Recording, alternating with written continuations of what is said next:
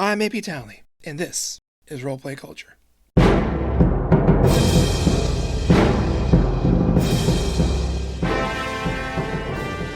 Welcome to another episode of Level Up, where we explore character builds that are cool and fun to play from level 1 to whenever we finish. We're not optimizers here. I call this one the Warrior Poet. Some would also call it the bardlock, which I'll admit, not particularly crazy about that name. In a previous episode, we talked about a Warlock build, which is a Sorcerer Warlock, and I rather like that name. Rolled off the tongue nicely. But not so much with the bardlock. So, Warrior Poet. So what is a Warrior Poet? Or at least my idea of one. A Warrior Poet is basically someone who finds balance within themselves. They have to balance the violence of their warrior selves with the gentleness of music, poetry, or some other artistic endeavor. I think the samurai is probably the best example of this, though maybe not as historically accurate as is portrayed. They were impeccable warriors who honed their craft to be razor sharp as their swords. They would learn archery and swordsmanship from an early age, as early as 3. Horsemanship and jiu-jitsu, unarmed fighting, were also a must, as well as many, many more things. And that was their yang, the violence. Their yin, peace, was what they would practice outside of war. Haiku, particular kind of poetry. Flower arrangement, also known as ikebana, as well as other practices that would balance their inner selves. It was thought that it would keep them from falling into bloodlust, or other problems that war and battle could inflict on people. In truth, it probably did help with things like PTSD for soldiers. So how are we going to make our warrior poet? Or should we call them the cursed warrior poet? I mean, what's a good artist without some drama mixed into their backstory? You know, little Vincent van Gogh or Edgar Allen Poe like aspect. You know, Poe did serve in the military, actually. So let's get this party started. Remember, if something isn't mentioned in this build, choose what you like best. We'll generate our ability scores using point buy. If you're making this character to play in a game, make sure to check with your DM with their preferred method. We'll get a 14 to put in Dex. Then we'll put a 15 in Constitution, always an important stat for any character, but especially for a spellcaster, even more especially for someone who's going to be frontlining. And another 15 into Charisma, which will be our most important stat. We'll be a variant human for our lineage. A bit boring, but it's necessary. This will also allow us to increase our Charisma and Constitution to 16, giving us a modifier of +3 for each. We get skill. We'll take Perception. Always had a keen eye for detail. We'll also get a feat. We'll choose Warcaster. This will give us advantage on concentration checks to hold on to spells when we take damage. Having weapon or shield in hand won't interfere with our ability to cast spells. And you can cast a spell in lieu of an attack of opportunity, as long as it only targets that creature. It's important to remember that this lineage, and feats in general, are an optional feature, so make sure your DM is okay with you taking it. Though most probably won't have a problem with it. For our background, we're going to visit the School of Magic, Strixhaven, and become a member of the College of Prismari, basically making us one of those artsy theater kids.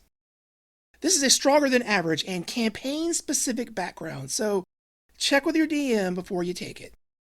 We'll get proficiency with some skills, acrobatics and performance, appropriate for an artist. A language, we'll pick Elvish.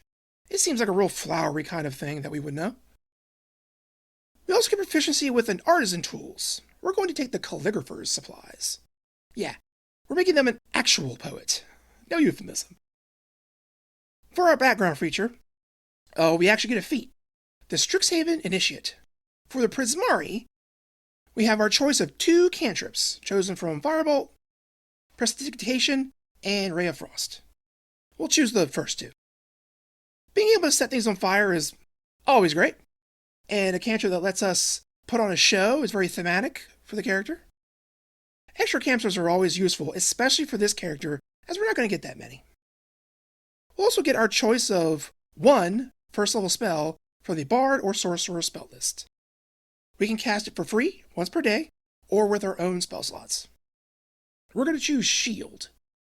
Great defensive spell, though we do have an opportunity later to pick this up from a different source, but I think this is the best time to take it. In addition to the feat, you also get access to a special Prismari spell list, shown here. The way this works is that the spells are now on your class or class's spell list, if they aren't already. That doesn't mean you automatically know these spells. You still have to choose them for your spells known or spells prepared, but they are an option. There are some standouts, like a Flaming Sphere, Haste, Ball of Fire, not spells bards usually get to access to. Speaking of classes, by the way, let's get into it. We've been talking about the bard quite a bit, so we're going to take our first level there, right? Well, no. Our background has established the poet part of our character. Now let's add the warrior. Maybe, while exploring the forbidden halls of Hogwarts, Strixhaven, we came upon a cursed sword that chooses us to wield it. We're lovers, not fighters, but the sword doesn't care. It's demanding and bonds itself to us, forever linking our destiny to violence and suffering. So our first level will be in Warlock.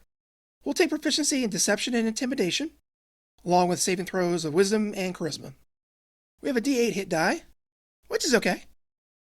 With the DN's permission, we'll roll for starting cash to buy equipment and grab a longsword, scale mail armor, and a shield. We also get Pack Magic. A refresher on that, as it's a bit different than spellcasting. Pack Magic is different than spellcasting, so if you multi-class with a spellcasting class, which we're going to, the two types of magic function independently of each other, though any spells you know from either class can be cast using the spell slots from the other classes. And your spell come back on a short rest. We get 2 cantrips. Of course, we'll choose Eldritch Blast. What decent Warlock doesn't take this? Admittedly, we're not going to be a blasting Warlock, but we still want a good ranged option to soften up our foes and for emergencies. The second cantrip is Booming Blade. This is a cantrip that allows a melee attack, and if you hit, if the opponent moves, they'll take extra damage. This will pair very well with Warcaster. If something provokes an attack of opportunity, we can hit them with this, and then either they stop or keep moving and take even more damage. We will have only one measly first level spell slot, but it comes back on a short rest, so we'll get more use out of it than you might think. We only know 2 Warlock spells, and boy do we have some good options.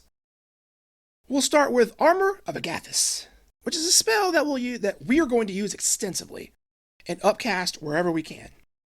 It gives us 5 temporary hit points, and anyone who hits us with a melee attack takes 5 cold damage. Upcasting this adds another 5 to the hit points and to the damage taken.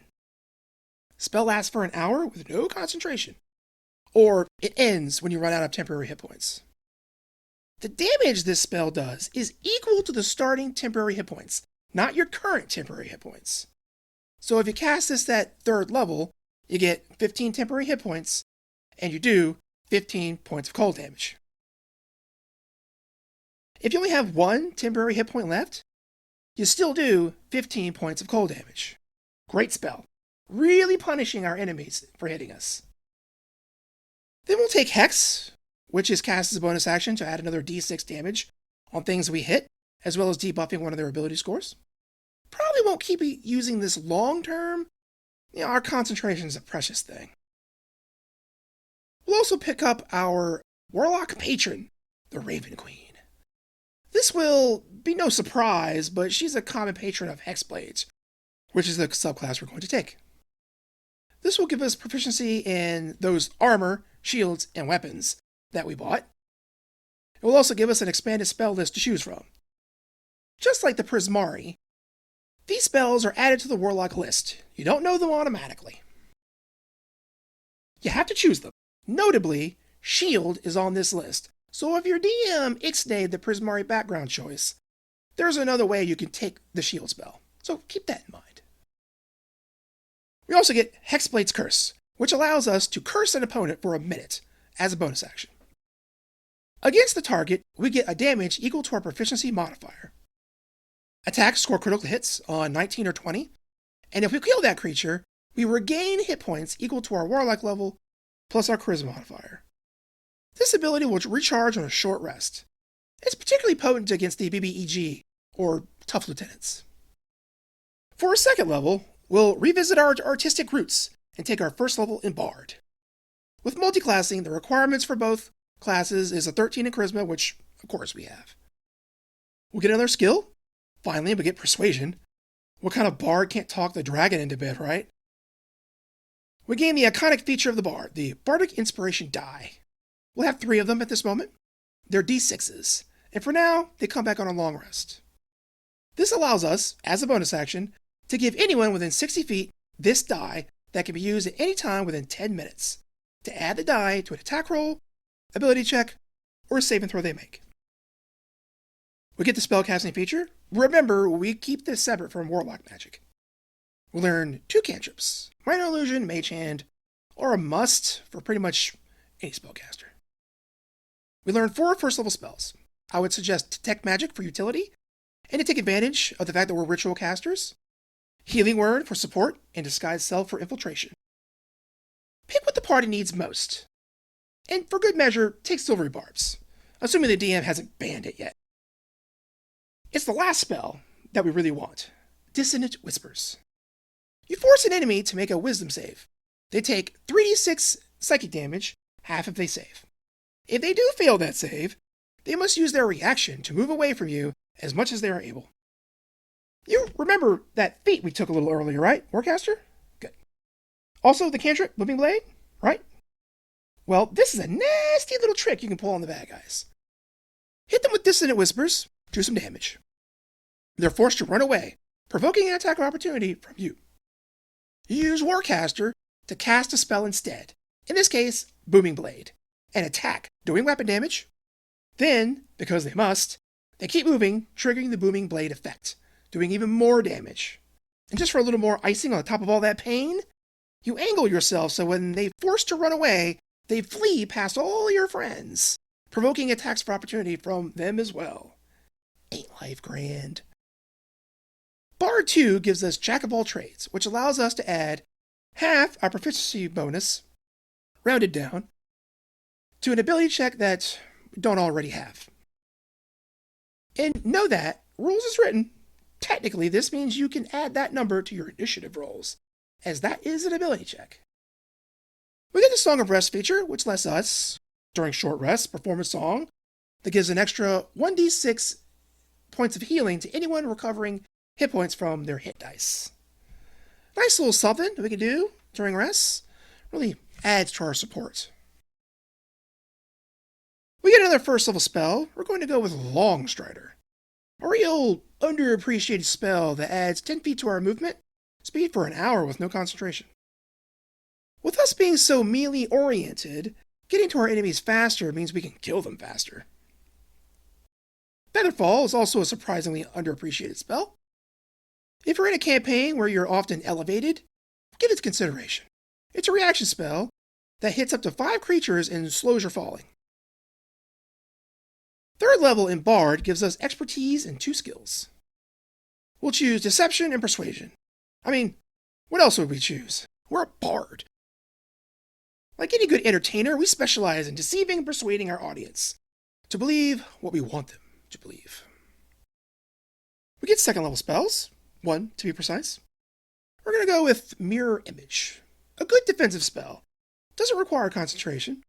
It'll conjure some illusionary duplicates that have a chance to take hits meant for us.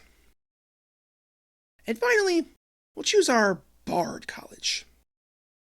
We're going with the College of Swords. I'm going to be honest. I'm not fond of this subclass. I kind of think it's garbage. Like the Valor Bard's leftover scrapings. But this 1 level dip into Hexblade turns the junk to gold. We get a few proficiencies that we already have from this. We get a fighting style. We'll take Dueling, which will give us +2 to our weapon damage as long as we're only wielding one weapon. We're going sword and board here, so it's no problem. And then we get our blade flourishes, which, to be frank, is the reason we're here. When we hit a creature with a weapon attack, we can activate one of our flourishes, once per turn. There are 3 options that we choose from. No matter what, though, when we make attacks, our speed is increased until the end of our turn. So we can dance and weave a blade symphony around our enemies. Slashing Flourish allows us to, when we hit a creature, expend and roll an inspiration die and add that number to the damage. Then we can add that number of damage to another creature within 5 feet of us. So we basically slash through one target into another. We'll probably use this one the least.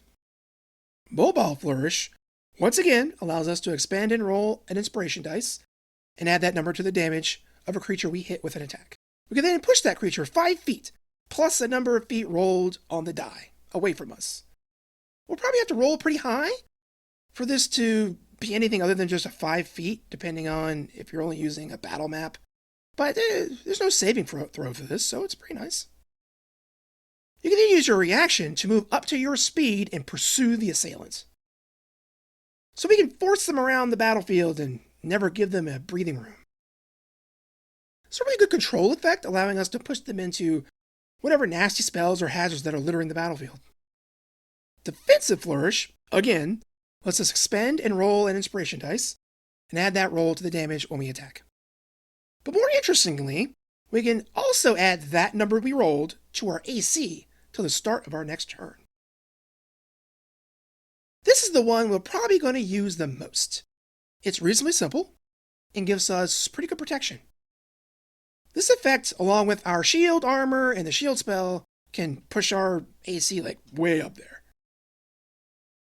Even with basic scale mail, an average roll of 4 on the dice, and a first level spell slot, that's an AC of 27. And it can only get better from there. 4th level Bard gives us an ability score increase. We're going to give +2 to Charisma, giving us an 18.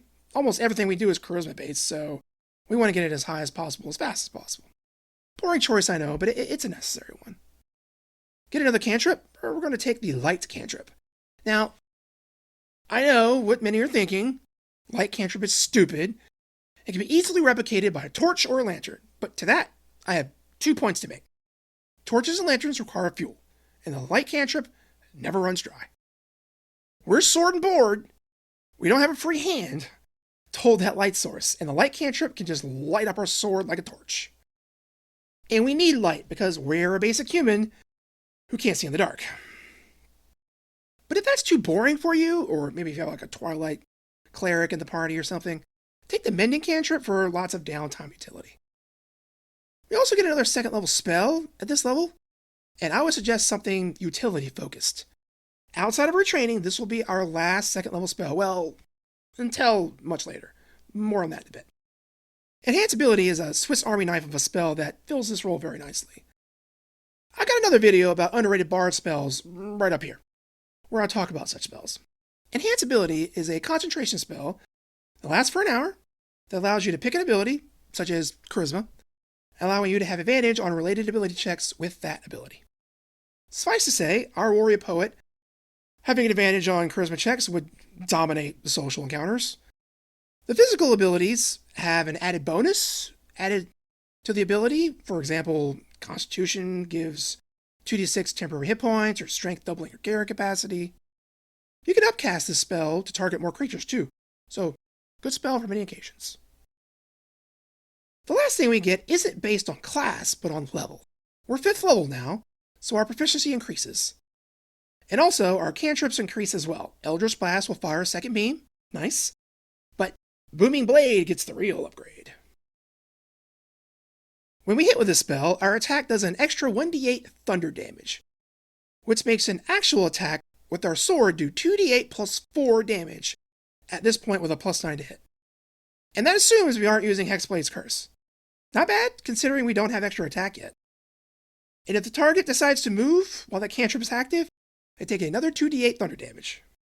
And remember, we can use Booming Blade with attacks of opportunity as well. However, you cannot use Booming Blade in conjunction with your blade flourishes.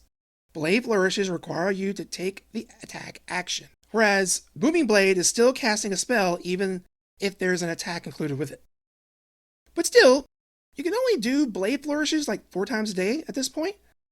So there's plenty of room to use Booming Blade, and we can still use it on attacks of opportunity. Bard 5 brings a boost to our Warrior Poet. Our Bardic Inspiration die is now a D8, and comes back on a short rest with Font of Inspiration. We get 3rd level spells, 2 slots, and 1 learned. It's a big choice. 3rd level spells are where spells start becoming very encounter-ending. The slow spell is criminally underrated, and it's often outshined by its flashier brethren like Haste and Fireball. Added to the Bard spell list with Tasha's Cauldron of Everything, this spell is kind of idiot-proof. It isn't indiscriminate like Fireball, and it affects a huge area and up to 6 targets, unlike Haste. Targets who fail their saving throw have their speed halved, take -2 penalty to AC and Dex save, which is pretty rare in 5e, can't take reactions, and must choose between taking an action or a bonus action. They can't take both. If they do make an attack, they can only ever make 1 attack, regardless of what abilities they have. If they try to cast any spells, well, the situation gets even worse. They roll a d20, and on an 11 or higher, the spell is delayed until the next round, where they must use a second action to finish the spell. And if they don't, they lose the spell and the spell slot. Imagine we open the fight with this spell and lock down our targets, then charge in for the easy pickings. Bard 6 will give us our next Sword Bard's feature, extra attack. Finally, we can make 2 attacks with our sword. Booming Blade will most likely be relegated to making attacks of opportunity, outside of special circumstances. We'll probably also rely on Hex a little more to get those extra damage dice for now. We get another 3rd level spell, and we really want to take something non-combat related, a utility spell. I think Sending is the right choice, though a strong argument can be made for Liam's Tiny Hut. Sending allows us to send a short 25-word message to the mind of anyone with whom we are familiar. There's no range limit to this spell. It can even cross different planes of reality, though there is a 5% chance the message is lost if that happens. This is a spell that will just give the character some real interesting and unexpected abilities, beyond just smacking things with your sword. We also get Counter Charm at this level, but I don't see us making much use of it. It's just better to use our action to stab, and end the fight faster than trying to counter such effects. But tell me in the comments below if you found a better use for Counter Charm. I'd love to hear it. Bard 7 gives us 4th level spells. I say we pick Dimension Door, as up until this point we don't really have any magic that lets us teleport around. The Dimension Door lets us teleport ourselves, our stuff, and a friend, and their stuff, up to 500 feet away. Doesn't necessarily require a line of sight either. We just need to describe where we're going. This will offer us some much needed exploration opportunities, as well as an emergency get-out-of-jail-free card. Bard 8 gives us another ASI, which will add another +2 to Charisma, maxing it out at 20. Like we said, the Warrior Poet uses Charisma for most of everything. We get another 4th level spell. I say we take Hallucinatory Terrain. Another underrated spell. It allows us to cast an illusion over a 150-foot cube that changes the natural terrain to look like some other natural terrain. You could create a copse of trees to hide in. Cover a canyon gorge with fields so your enemies walk to their doom. There are a lot of crazy things that our imagination can create and give us some serious pre-battle abilities. But most importantly, it doesn't require our concentration. It lasts for an entire freaking day, 24 hours. You could cast this, go to sleep, and the illusion would still be going strong. This spell doesn't allow a saving throw either. Creatures only get to make an intelligence investigation check if they notice something strange that might allow them to disbelieve the spell, and they could still fail that check. The shenanigans of this spell that are possible, I apologize, DMs. Also, our proficiency bonus increases to +4, making us a little better at things and increasing our Hexblade curse damage. Bard 9 gives us an increase to our Song of Rest die to a D8. allowing us to heal a little better during short rests, which we will want to be taking as often as possible now with our Hexblade abilities and our inspiration dice dependent all on short rests. We also get our first 5th level spell. I think we will take Seeming. This illusion spell lasts for a whopping 8 hours. Doesn't require concentration, which is wonderful because as I've said before, concentration is precious. It has a range of 30 feet and allows you to change the appearance of everyone and anyone within range that you can see. That could be a crazy number of illusions that don't require concentration. You could disguise your entire party, an entire court of nobles, whoever you freaking want. This could be an amazing infiltration or exfiltration spell.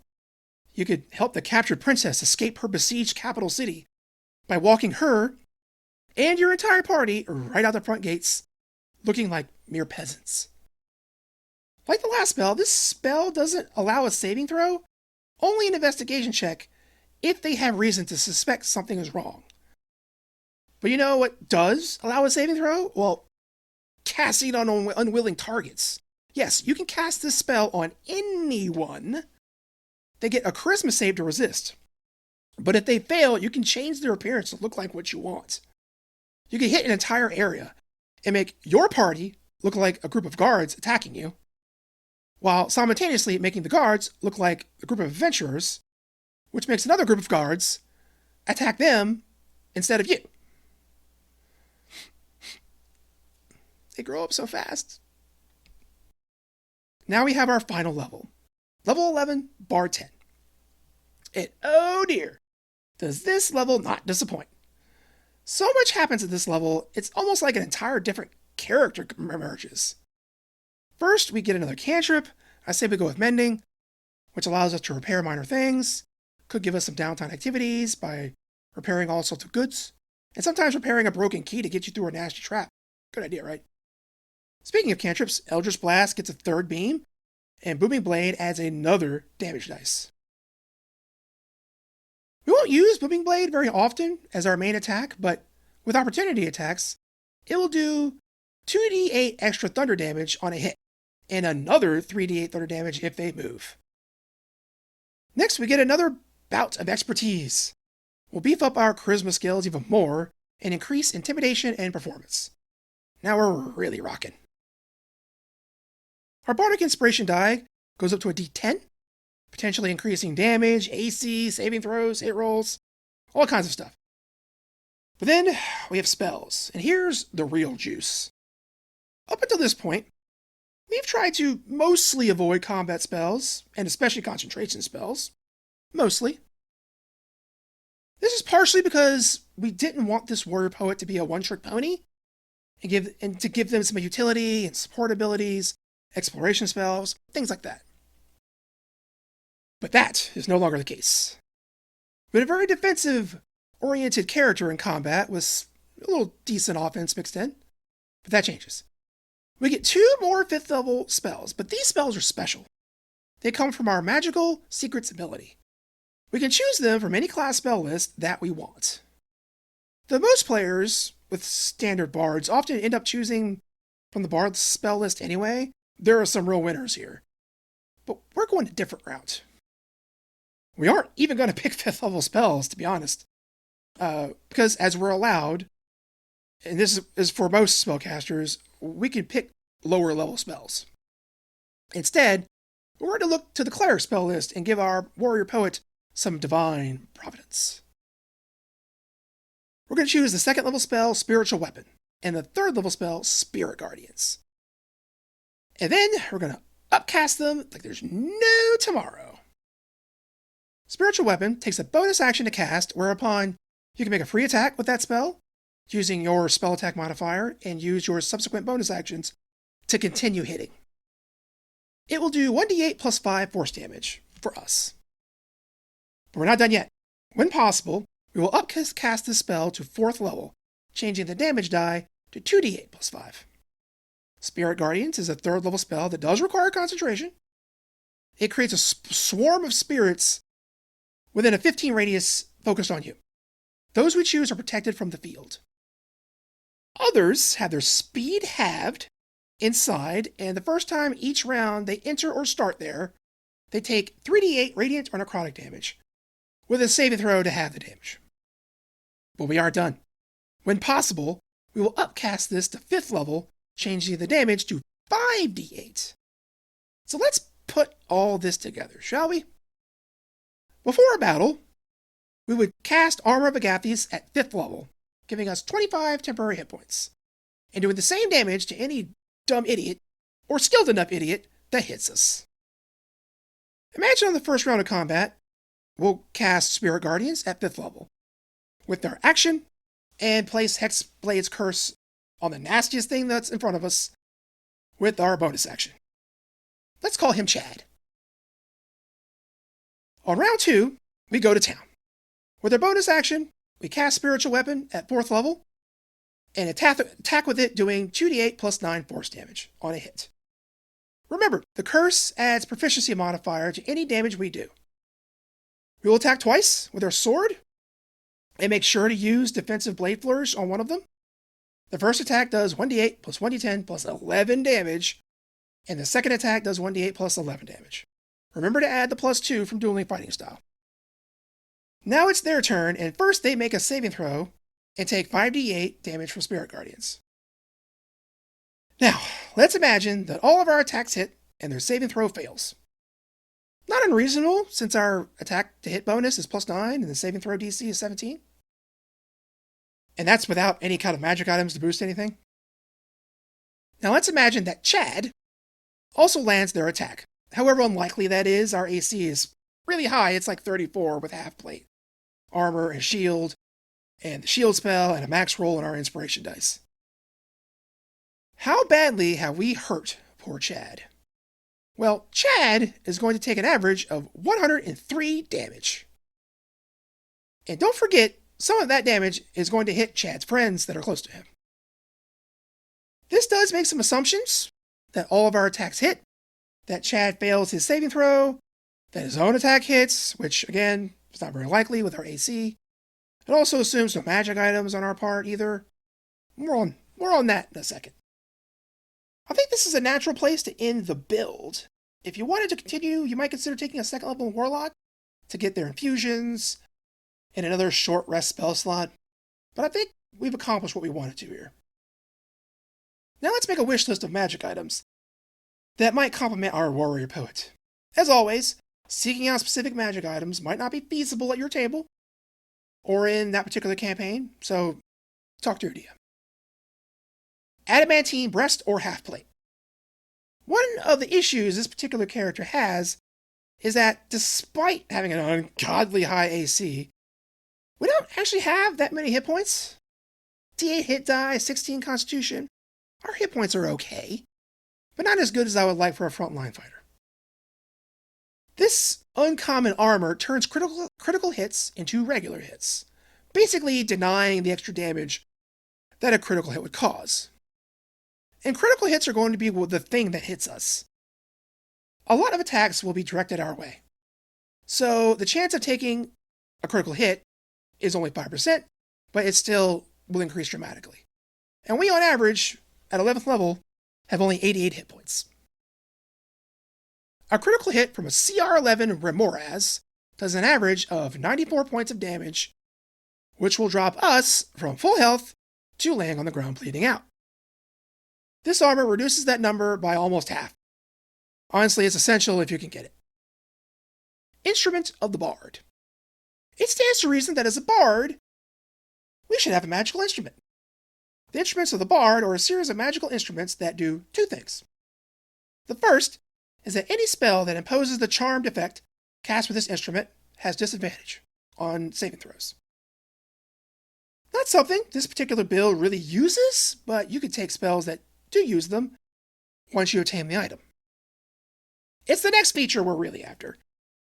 You get access to a bunch of spells with this item. All of them are cast from a master list of spells, and then another list based on the individual instrument itself.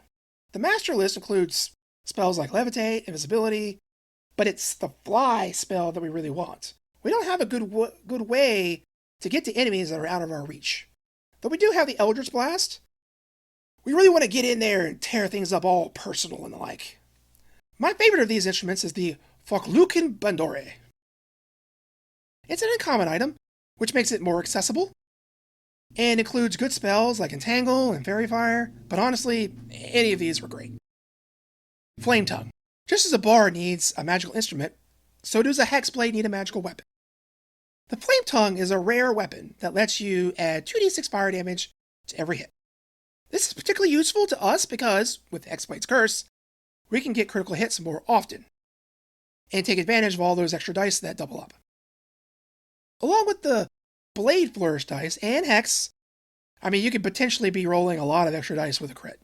I think no discussion about multi-classing builds is properly done without considering the downsides of not just going all the way with the Bard or the Warlock.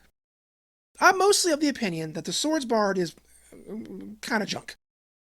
So adding 1 or 2 levels of Hexblade to get this kind of power is worth it.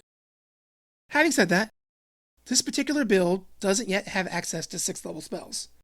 Hero's Feast is always great, and Mass Suggestion can just end encounters. Like, big encounters. But for the most part, I think the downsides here are pretty minimal. But if your campaign is going to something like level 15, you might want to recalculate that. Some advice for DMs that might be having trouble with a character of this nature? I feel your pain. I think this might be the most problematic build yet that I've made, for DMs at least. That super high AC can make it very difficult to challenge them. But their saving throws can be their weakness. Wisdom saving throw spells can be nasty, and their wisdom save isn't particularly great with this build. The Frightened condition, in particular, can be a real hindrance to this character, with keeping them from advancing on the enemy. And something like a Dragon's Frightful Presence hits everyone, so that particular player won't feel singled out. You can also have Horde-type monsters like goblins move around the player to attack the backlines en masse. Sure, the Warrior Poet has a very nasty attack of opportunity, but that could be a good thing. That would allow the player to make good use of their abilities, and if they kill one goblin, it's no big deal for the DM. There are always more. It also has a nice side effect of using the player's reaction, so they can't cast Shield. It's a win-win by letting the player have fun, use their abilities, while still challenging them by threatening their squishier teammates and potentially leaving them vulnerable for a bigger follow-up attack. Well, that's going to be it for today. Be sure to subscribe, ring the bell, smash that like button. And wait a minute. We haven't named this Warrior Poet yet, have we? What should we call them? Let's see. A bard of considerable renown, but also served in time of the war? I got it. We'll call him Elvis. You can't do better than the king.